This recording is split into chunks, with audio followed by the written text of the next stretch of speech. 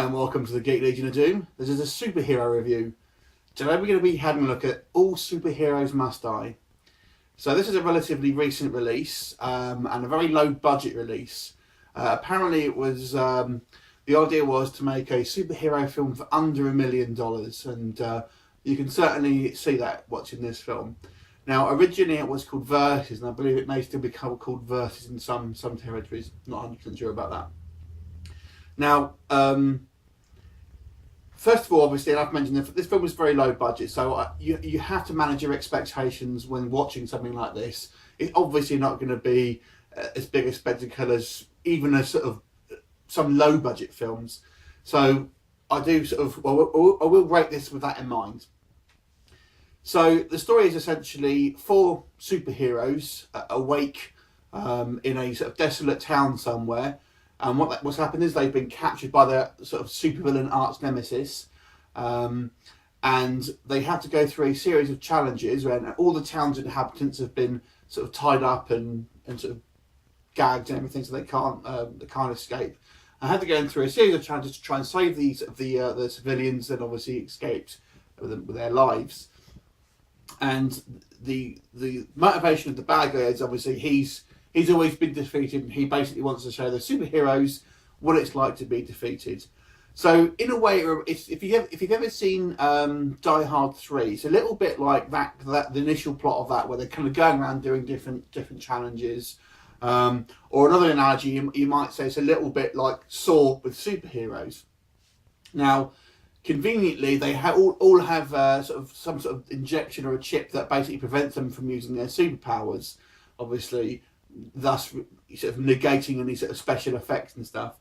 Now they are wearing costumes, but I have to say, this is, if I could sum up this film, it's basically like if a fan film had some cosplayers and they were trying to sort of reenact Saw. This is what it would be basically.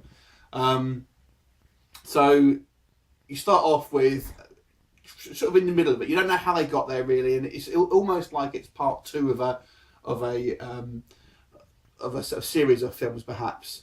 You do get a few flashbacks sort of showing them before before the actual incident, and you kind of get a little bit of an idea that there was some kind of event that essentially gave them powers. And they go from one challenge to the next, and essentially the challenges are designed to kill them, basically. And there's, I think there's about 4 or 5 challenges. Each one, the characters will start being killed off, very much like the sort of Saw franchise. Now, and that's kind of the plot, to be quite honest with you. And it's obviously their attempt to thwart the bad guy. Now, I have to say, obviously with the budget in mind, if you're making a film about superheroes, you kind of have to make them heroic. Well, I have to say these characters are not in the least bit heroic at all. I don't know if that was the intention, but they don't really save anyone. I think right at the end they managed. There's 100 people tied up in this town, and they save 2 right at the end, and they end up sort of turning on each other sort of fairly quickly. So I don't know if it's like meant to be sort of an experiment looking at the sort of the human psyche or anything like that. But it's certainly not a lot of superheroes like you would generally expect. They have colourful costumes and everything like that, but they kind of bicker like just teenagers, to be quite honest with you. Now, and the other thing really is the acting is fairly poor, especially with the female lead. I have to say, there's 3 guys and 1 girl as the heroes, and then you've got James Remar, who's obviously pretty much the only sort of professional actor, and certainly the best part of the film, as the bad guy, and you have a few sort of innocents I think are actually the same people, just sort of dotted around. So the acting at the sort of the 4 heroes, as I say, the female lead, pretty terrible. If you're watching this, I would look at a different job other than acting. The other guys, the one who dies first, it doesn't really have a lot of screen time, so you don't really get to see much of him, but again, not particularly great. The other 2 guys, passable maybe, but certainly I wouldn't be expecting anything great from them either. So acting isn't fantastic. It's certainly more of a character-driven story. There's no special effects. You've got a couple of small explosions in there, but that's basically it.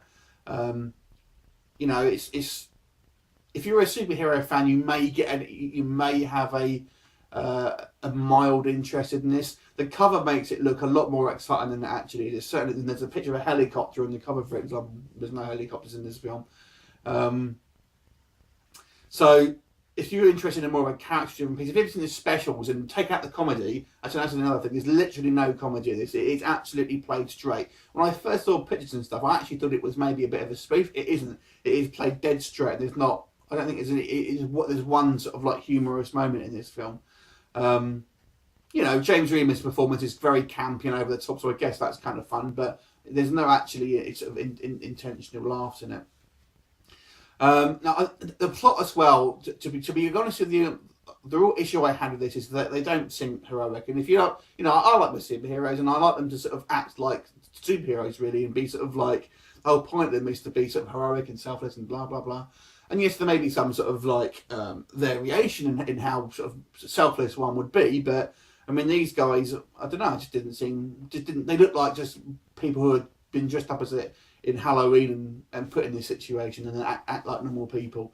So, you know, I didn't really like it, if I'm completely honest with you.